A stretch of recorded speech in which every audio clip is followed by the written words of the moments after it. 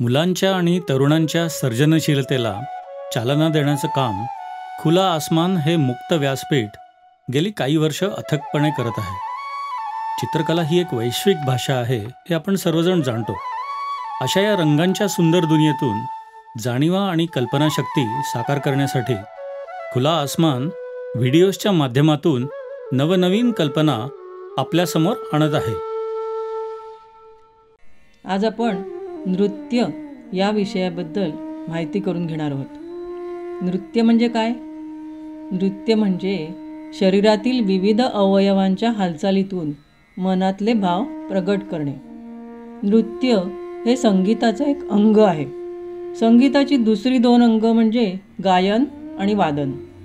नृत्य, गायन आणि वादन ही तीनही अंग एकमेकांची सहाय्यक असतात आणि या तिन्हींच्या सहयोगातून संगीताला पूर्णत्व येतं. नृत्य प्रकार आपल्याला सर्वांनाच बघायला आवडतो. किंबहुना आपण बहुतेक जण नृत्य बघत असतो आणि त्याचा आनंद घेत असतो. काही जणांना स्वतः नृत्य करण्याची आवड असते. तुम्हाला माहिती का, नृत्य शिकण्याचे अनेक आरोग्यदायी फायदे आहेत. नृत्यामुळे शरीराला व्यायाम मिळतो आणि मनाला आनंद मिळतो. नृत्य करताना शरीराच्या प्रत्येक अंगाचा वापर होतो. नृत्य हा योगाचाच एक प्रकार आहे असं म्हणायला हरकत नाही. मन शांत ठेवण्यास नृत्य उपयोगी आहे. नृत्यामुळे माणूस शारीरिक, मानसिक आणि भावनिकदृष्ट्या शरीराशी नाते जोडतो. नृत्य या कलेचा उपयोग रुग्णांवर उपचार पद्धती म्हणूनही होऊ शकतो. काही जण नृत्य शिकतात तर काही जणांमध्ये उपजतच हे गुण असतात. तर काही जण स्वतःला येत नसलं तरीसुद्धा वाद्यांच्या तालावर ठेका धरून नृत्य करू शकतात. कोणतीही कला ही आनंद देणारीच असते आणि कलेचा आनंद कलाकाराबरोबर इतरांनाही मिळतो. नृत्य ही आपली पारंपरिक कला आहे. भारतातील शास्त्रीय नृत्याचा अत्यंत यशस्वी आणि मोठा इतिहास आहे. त्यातील प्रत्येक क्रियेला सुरेख अर्थ आहे. भारतामध्ये नृत्यकलेचा विकास दोन प्रकारे झाला आहे. एक लोकनृत्य आणि दुसरं शास्त्रीय नृत्य. या दोन नृत्य प्रकारांशिवाय आणखी एका नृत्य प्रकाराचा विकास झाला आहे, तो म्हणजे आधुनिक नृत्य. आधुनिक नृत्य भावपूर्ण आणि लयबद्ध असतं, परंतु लोकनृत्याप्रमाणे ते पारंपरिक नसतं. तसंच शास्त्रीय नृत्याप्रमाणे त्यात नियम आणि बंधनं नसतात. तर आधुनिक नृत्यामध्ये नाविन्य दाखवण्याची मुभा असते. या व्हिडिओमध्ये आपण भारतातील शास्त्रीय नृत्यशैली कोणत्या आहेत याबद्दल माहिती करून घेणार आहोत. भारतातील शास्त्रीय नृत्यांची यादी करायची झाली तर बघा, भरतनाट्यम, कथक, कुचिपुडी, ओडिसी, कथकली, सतरिया, मणिपुरी आणि मोहिनीअट्टम अशा प्रकारे भारतातील वेगवेगळ्या प्रदेशांमध्ये नृत्य प्रकाराच्या वेगवेगळ्या शैली उदयास आल्या. आता आपण भरतनाट्यमबद्दल थोडीशी माहिती करून घेऊया. भरतनाट्यम ही सर्वात प्राचीन नृत्यशैली असून तिचा उगम तमिळनाडू येथील तंजावर प्रांतात झाला. या शैलीवर द्रविड संस्कृतीचा प्रभाव आहे. यात कर्नाटक संगीत असतं. ही एकल शैली असून स्त्री किंवा पुरुष दोघेही नृत्य करू शकतात किंवा सांघिक रचनाही करता येते. संस्कृत, कन्नड, तेलुगू, तमिळ या भाषांमध्ये नृत्यरचना आढळतात. यामध्ये वापरली जाणारी वाद्य कुठली असतात तर मृदंग,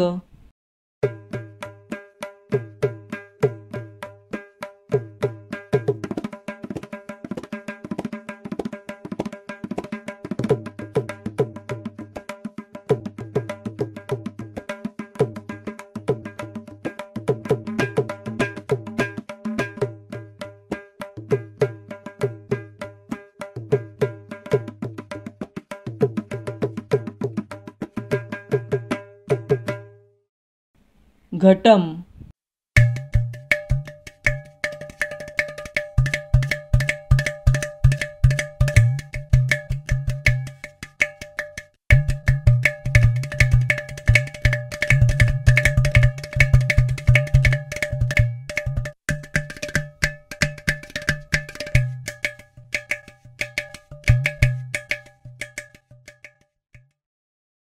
खंजिरा.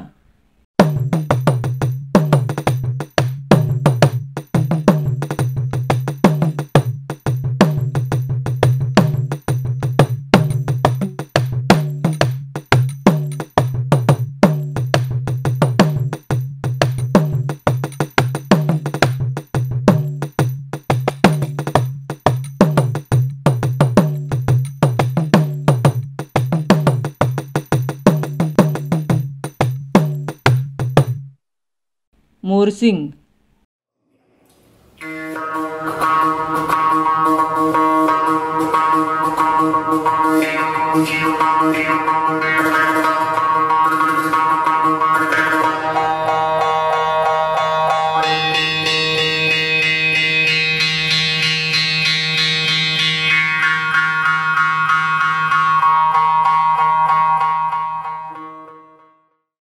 बासरी.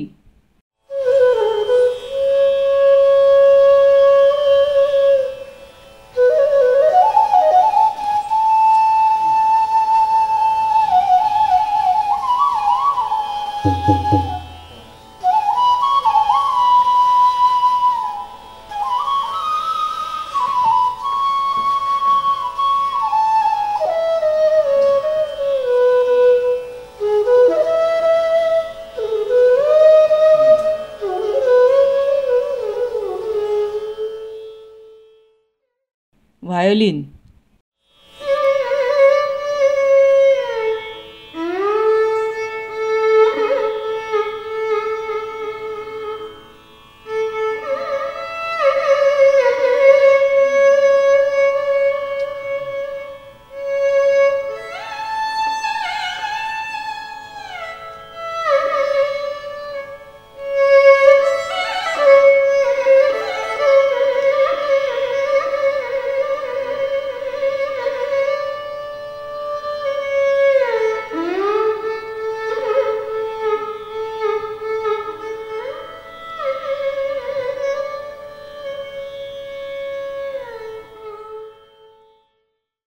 ताळम किंवा नटुवांगम.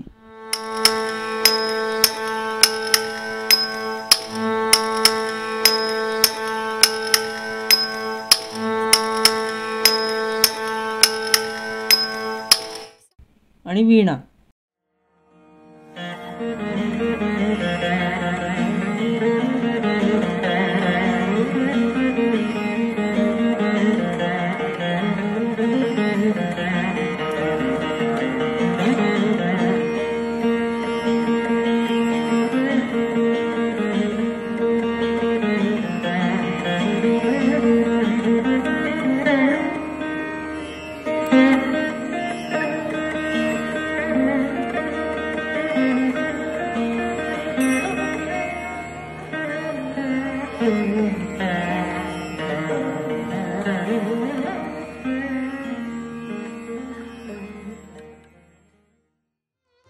यामध्ये कोणकोणत्या दैवतांची पूजा केली जाते तर शिव,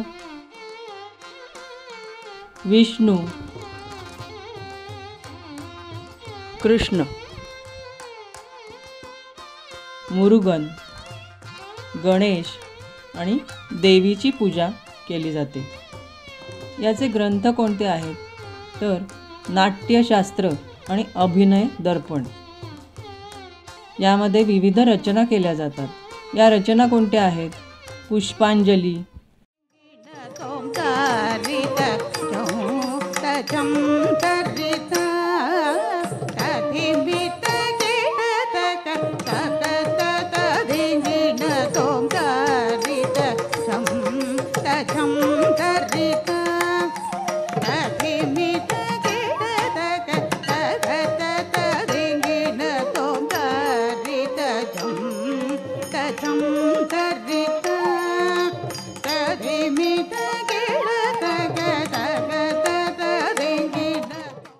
अलारिपू,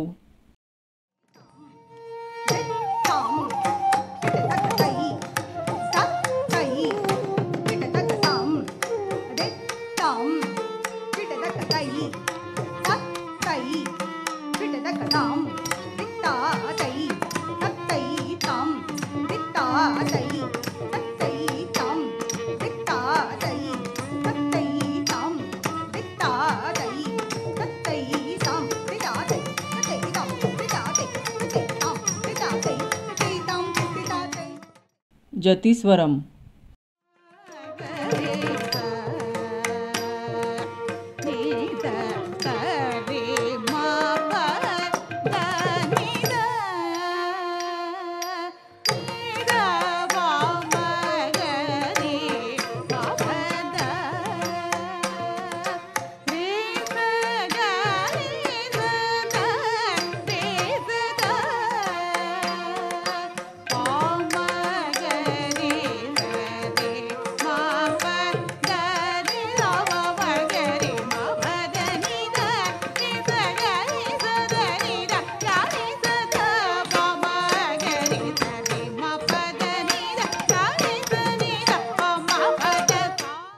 कौतुकम,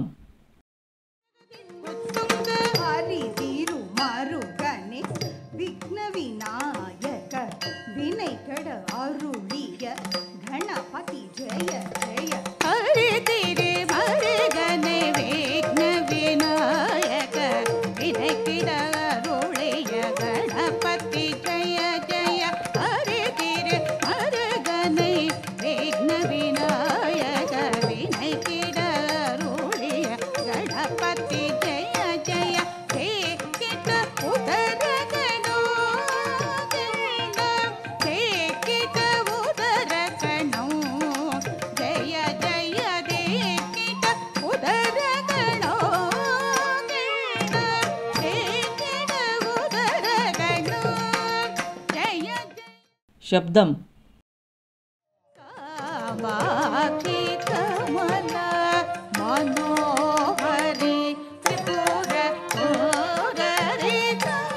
जगणाय साक्षी कामाक्षी कमला मनोहरी त्रिपुर जगणाय साक्षी वर्णम,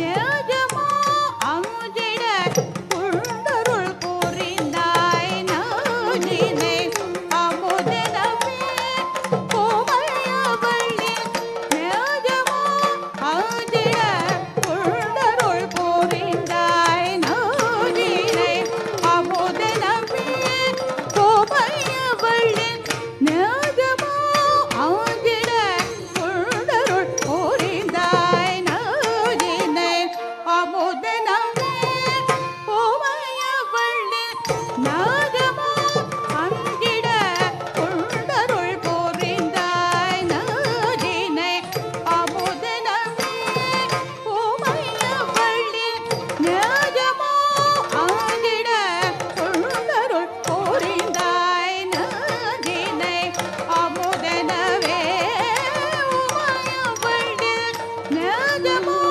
அங்கிட குண்டருள் புரிந்தாய் நானினை அமுதனமே உமையவள்ளி நாகமா அங்கிட குண்டருள் புரிந்தாய் நானினை அமுதனமே உமையவள்ளி நாகமா அங்கிட குண்டருள் புரிந்தாய் நானினை அமுதனமே உமையவள்ளி நாகமா அங்கிட குண்டருள் புரிந்தாய் நானினை அமுதனமே உமையவள்ளி अभिनय पदम,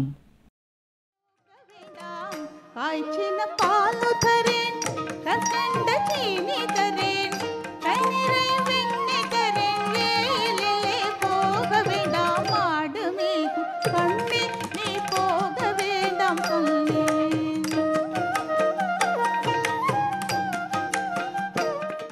तिल्लाना.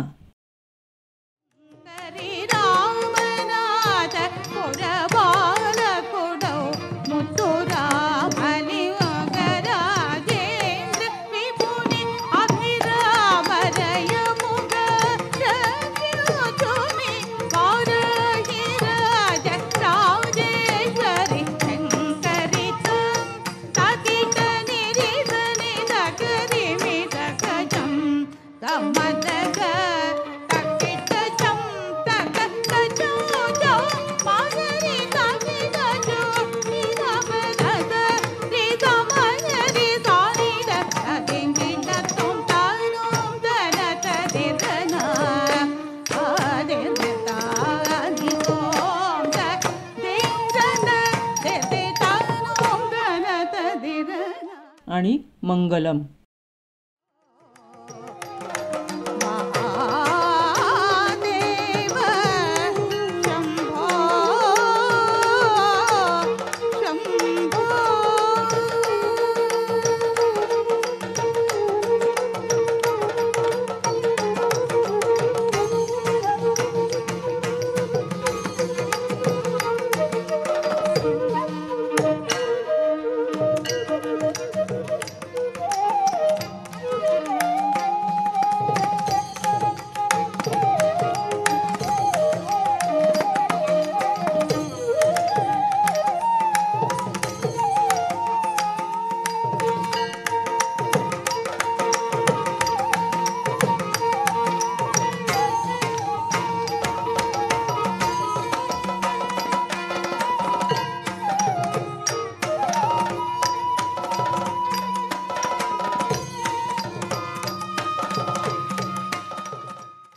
यानंतर दुसरा नृत्य प्रकार आहे कथक. कथक म्हणजे काय किंवा याला कथक असं नाव का दिलं गेलं, तर कथा वाचन करणाऱ्यांकडून मंदिरांमध्ये पौराणिक कथा सांगितल्या जात आणि त्या कथानंतर होणाऱ्या कीर्तनात नट मंडळी नृत्य करीत असत. काही सामाजिक कारणांमुळे या नट मंडळींवर तत्कालीन परिस्थितीत बहिष्कार टाकला गेला. त्यामुळे त्यांनी स्वतःच कथा सांगून नृत्य करण्यास प्रारंभ केला, म्हणून त्यांना कथ्थक असे संबोधण्यात येऊ लागले.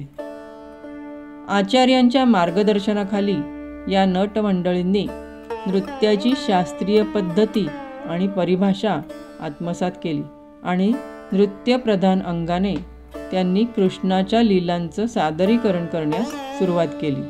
यातूनच कथक नृत्यशैलीचा जन्म झाला.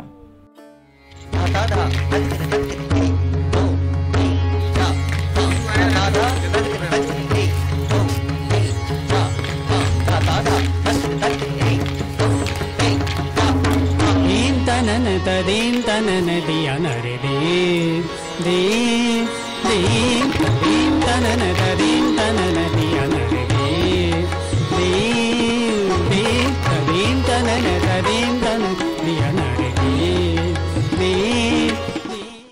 तिसरा नृत्य प्रकार आहे कुचिपुडी. ही आंध्र प्रदेशमधली नृत्यशैली आहे. याला अट्टभागवतम असेही म्हटले जाते. आंध्र प्रदेशातील या नृत्यशैलीचा विकास कृष्णदेव आर्य यांच्या काळात इसवी सन 1510 ते 1530 या काळात झाला. इसवी सन पूर्व 2ऱ्या शतकापूर्वी या कलेचा उगम झाला असून आंध्र प्रदेशातील भागवतार ब्राह्मणांकडून हे नृत्य सांभाळलं गेलं. वैष्णव भक्तीने ओतप्रोत भरलेला हा नृत्य प्रकार आहे. 6व्या शतकातील भक्ती संप्रदायाची चळवळ पुढे नेण्यात या कलाप्रकाराचे विशेष योगदान आहे. कुचिपुडी या गावामध्ये रामायणातील कथा या गीत, नृत्य आणि अभिनयाच्या माध्यमातून सादर करणारे नट समूह आहेत. त्यांना कुशीलव असं म्हणतात. यामध्ये अधिकतर पुरुष पात्रांचा सहभाग असतो. भरतनाट्यम आणि ओडिसी नृत्यशैलीचा समन्वयही या नृत्य प्रकारात साधला गेलेला दिसतो. 17व्या शतकात सिद्धेंद्र योगी यांनी कुचिपुडी गावातील युवकांना बरोबर घेऊन हा कला प्रकार जगासमोर आणला. उत्तुंग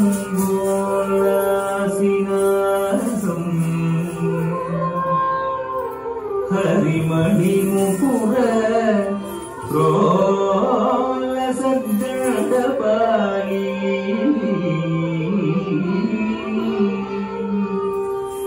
हरिमणि मुकुर प्रोल सद्दपाली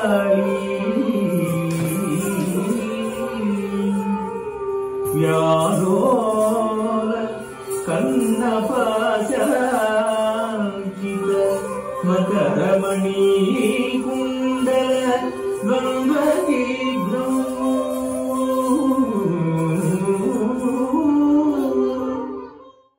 नृत्यातला चौथा प्रकार आहे ओडिसी नृत्य. भारतातील ओडिशा राज्यातील ही एक अभिजात नृत्यशैली आहे. मंदिर शिल्पांच्या मुद्रा हे ओडिसी नृत्याचा विशेष होय. त्रिभंग स्वरूपाच्या मूर्तिमुद्रेवर भाव आधारित असतात. ओडिशामधील उदयगिरी इथे या कलेचा जन्म झाला. ओडिसीच्या सध्याच्या स्वरूपात 12व्या शतकात जयदेवाने लिहिलेल्या गीतगोविंदांची पदे प्रामुख्याने वापरली जातात. भरतनाट्यम आणि कथ्थक या नृत्य प्रकारांचं मिश्रण यामध्ये दिसतं. बौद्ध, शैव, वैष्णव, ब्राह्मण आणि शाक्त या संप्रदायांचे संस्कार या शैलीवर दिसून येतात. कवी जयदेवांची अष्टपदी यामध्ये प्रामुख्याने गायली जाते. कोणार्क येथील सूर्यमंदिर तसंच जगन्नाथपुरी येथील मंदिर हे या नृत्याची आधारभूमी मानले जातात. जैन राजा कर्वेलाच्या कारकिर्दीत ओडिसी नृत्यशैलीचा जन्म झाला. तो स्वतः उत्कृष्ट नर्तक होता. ही शैली इसवी सनाच्या 2ऱ्या शतकात विकसित झाली. ओडिसी हे 3 प्रकारच्या नर्तकांद्वारे केलं जाई.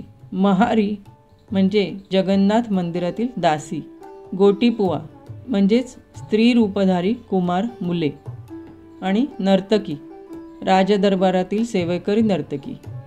ओडिसी नृत्याची 5 प्रमुख अंग आहेत. ती म्हणजे मंगलाचरण, स्थायी, पल्लवी, अभिनय आणि मोक्ष.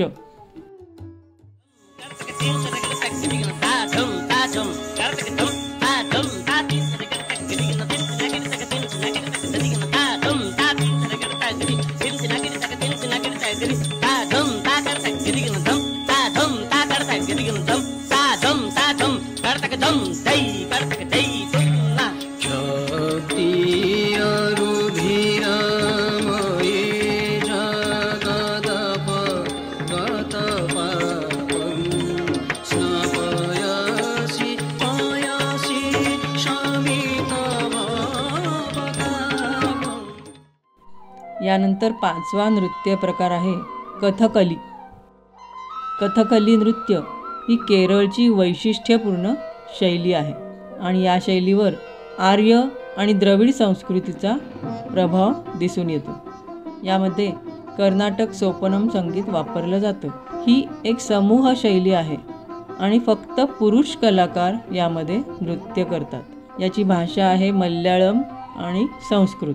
यामध्ये वाद्य कुठली वापरली जातात तर चेंगला, मद्दल, चेंडा, एल्लतालम. यांचे दैवत आहेत रामायण आणि महाभारतातील पात्र आणि भास कालिदासाची नाटकं. याचे ग्रंथ आहेत हस्तलक्षण दीपिका. आणि यामध्ये रचना कुठल्या केल्या जातात श्लोक, पदम, कलाझीम या रचना केल्या जातात. वंडर कुळली बाले कंडयो नी सीते वंडर कुळली बाले कंडयो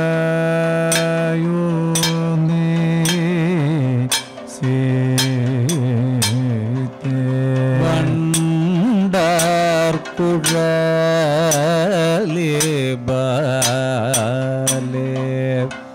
कंडायो नी सीते वंदर कुळली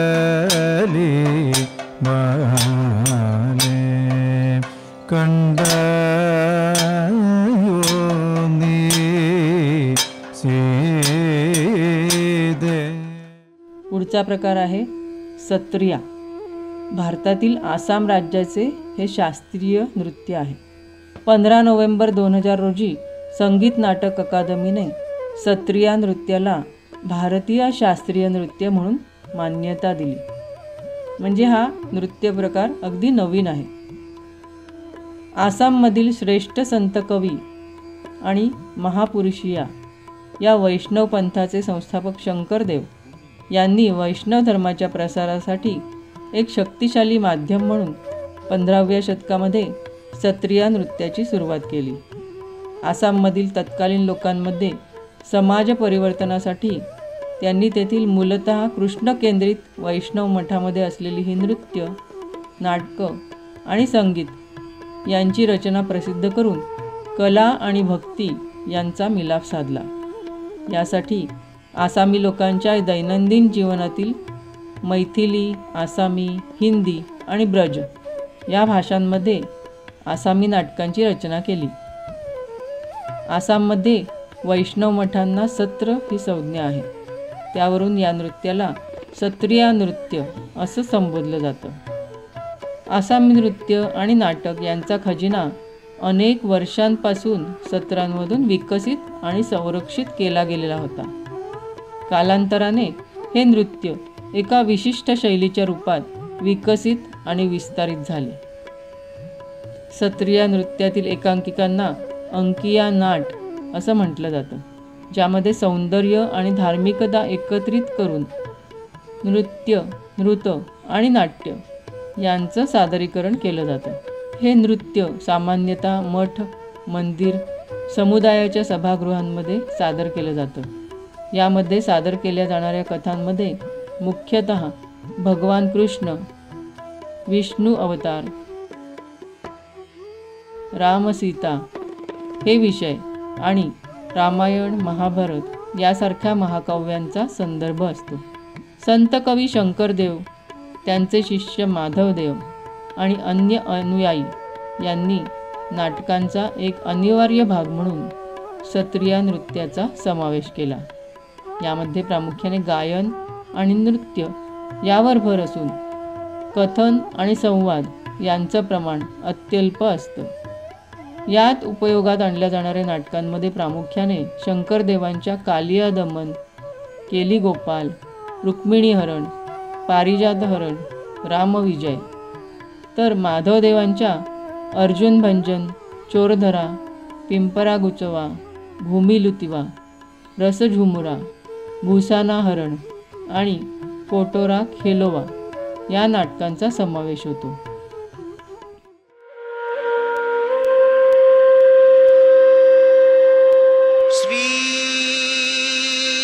कृष्णाय नमः.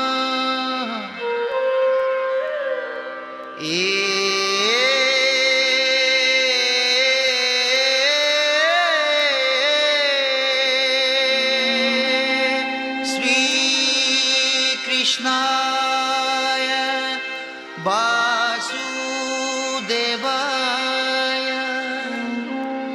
दैवकी नंद नायसा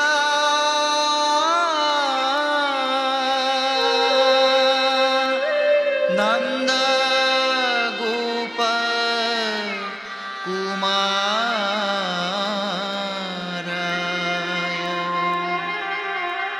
गोविंदाय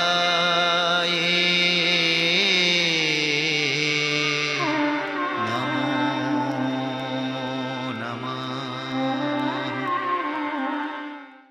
यानंतर पुढचा प्रकार आहे मणिपुरी नृत्य. कृष्ण भक्ती हा या नृत्य प्रकाराचा मुख्य गाभा आहे. मणिपुरी शैलीचा उगम प्रामुख्याने पूजाविधी या स्वरूपात झाला. मणिपूरमध्ये वैष्णव पंथांच्या प्रसाराबरोबरच या नृत्याला उत्तेजन मिळालं. 15वे ते 18वे शतक हा मणिपुरी नृत्याच्या विकासाचा काळ मानला जातो. हे नृत्य शब्दाधारित असते. मणिपुरी नृत्याची 2 रूपं आहेत. पहिलं रूप म्हणजे रास. राधा कृष्ण गोपी या विषयावरील नृत्याला रासनृत्य असं म्हटलं जातं. दुसरा विषय आहे संकीर्तन. संकीर्तन हे प्रामुख्याने पुरुषांद्वारा खोल म्हणजेच पंग नावाचं वाद्य घेऊन केलं जातं.